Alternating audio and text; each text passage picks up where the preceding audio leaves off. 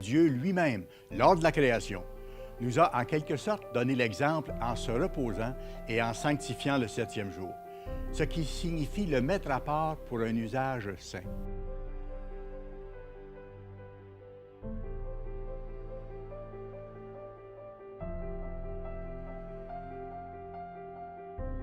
Le Shabbat est surtout mentionné dans le premier code révélé aux enfants d'Israël, les 10 paroles ou les 10 commandements, en quatrième position, quatrième parole, inaugurée par les mots « Souviens-toi du jour du Shabbat pour le sanctifier ». La beauté du Shabbat, la grandeur du Shabbat. Ah, partout, la Torah c'est un appel au Shabbat. Le pasuk dit « Zachor et Yom HaShabbat lekadesho ». Souviens-toi du jour du Shabbat pour le sanctifier.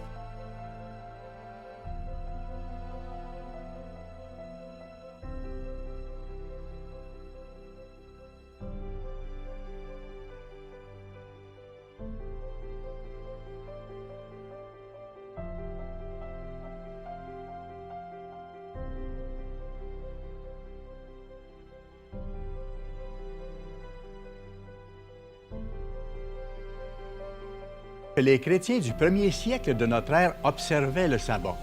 Ils se conformaient ainsi au quatrième commandement de Dieu et ils imitaient le Christ qui leur avait donné l'exemple. Et qu'il faut admettre également que ni Jésus ni les apôtres n'ont aboli ce jour, alors ce commandement demeure. Dans l'évangile d'aujourd'hui, le Christ nous dit « Ne pensez pas que je sois venu abolir la loi ou les prophètes, je suis venu pour l'accomplir. Et quiconque enseignera aux autres la loi sera tenu pour grand dans le royaume des cieux. » Jésus a observé le sabbat qu'il considérait comme étant une ordonnance créationnelle et perpétuelle.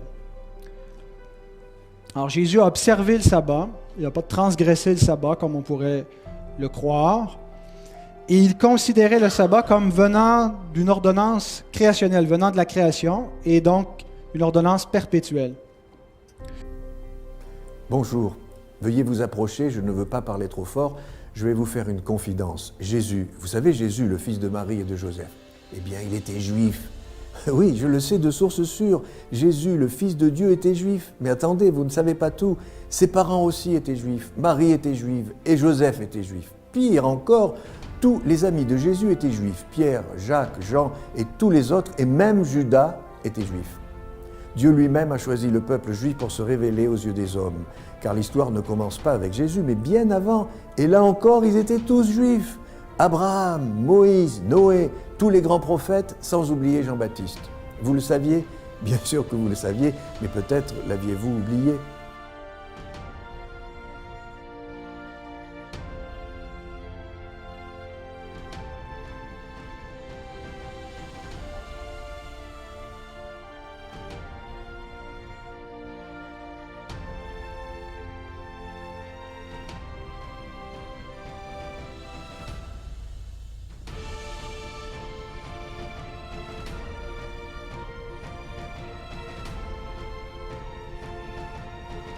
I have repeatedly offered $1,000 to anyone who can prove to me from the Bible alone that I am bound to keep Sunday holy. There is no such law in the Bible. It is a law of the Holy Catholic Church alone. The Bible says, "Remember the Sabbath day to keep it holy." The Catholic Church says, "No. By my divine power, I abolish the Sabbath day and command you to keep holy the first day of the week." L'empereur romain Constantin, qui était un adorateur du soleil, a littéralement imposé l'observance du dimanche à travers tout son empire en promulguant en l'an 321 l'édit suivant. Pendant le jour vénérable du soleil, que tous les magistrats et que le peuple se reposent. L'origine de la tradition, que la raison pourquoi on observe le dimanche, c'est parce que les autres avant nous observaient le dimanche. Et ils observaient le dimanche parce que ceux avant eux observaient le dimanche et on a remonté comme ça jusqu'à Constantin qui en a fait un jour officiel. Notre difficulté comme lecteur moderne, comme lecteur chrétien, comme lecteur un peu antinomien par moment parce qu'on nous a appris à opposer la loi et l'Évangile parfois dans notre lecture de la Bible.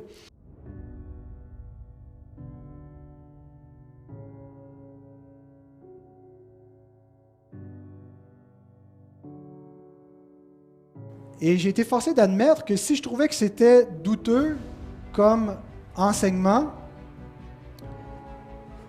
c'était parce que j'avais jamais été exposé à cet enseignement. Et que j'avais été exposé, en fait, à une lecture contraire, une lecture plutôt antinomienne, c'est-à-dire que c'est un refrain hein, chez les évangéliques, on n'est plus sous la loi, on est sous la grâce. Et ce qu'on comprend, c'est qu'on peut pratiquement flocher la moitié de la Bible. Il faut obéir à ces commandements.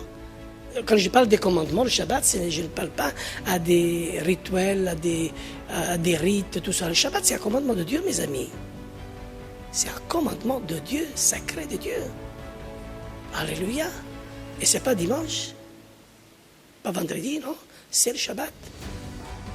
Et quand on considère les choses ainsi, est-ce que le commandement du sabbat a été aboli dans le Nouveau Testament?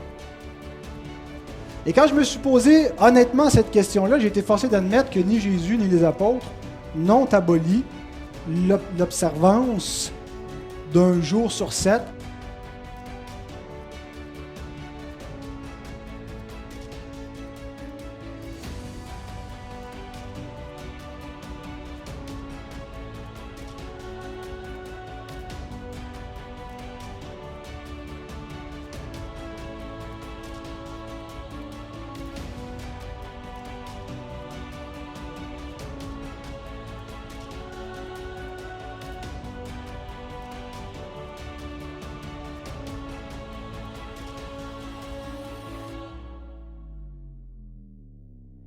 Donc on voit que le Shabbat, il est central et il éclaire partout. Ce sont des jours saints, plein de jours qui vont nourrir toute notre semaine de lumière spirituelle. Paul avait recommandé à Tite, un ministre fidèle de l'Église de Dieu, de mettre en garde les membres de l'Église qui subissaient la mauvaise influence de certaines personnes.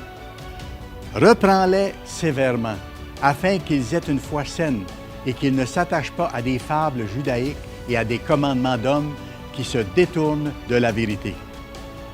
Qu'en est-il vraiment? Devrions-nous suivre l'exemple du Christ ou observer les traditions des hommes? Chacun doit prendre sa propre décision. L'histoire continue et c'est toujours l'histoire vraie qui continue. Alléluia, ta parole éternelle est la vérité.